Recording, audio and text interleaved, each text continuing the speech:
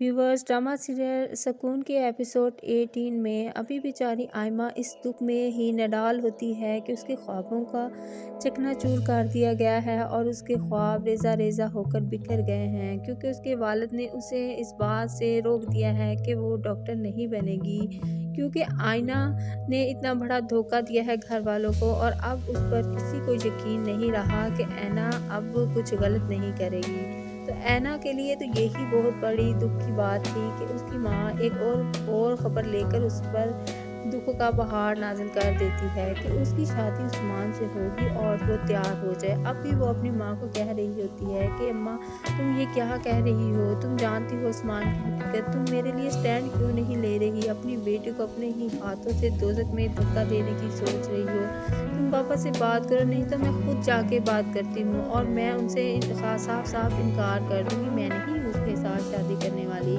तो तभी उसका बाप वहाँ पर आन खड़ा होता है और कहता है कि अच्छा, तुम उससे नहीं शादी करोगी तो फिर बताओ क्या करोगी? क्या तुम भी ऐना की तरह भाग जाओगी और ऐना की तरह ही तुमने कोई अपने लिए पसंद कर रखा है और उसके लिए तुम ये स्टैंड लोगी कि तुम आसमान से शादी के लिए इनकार कर रही हो?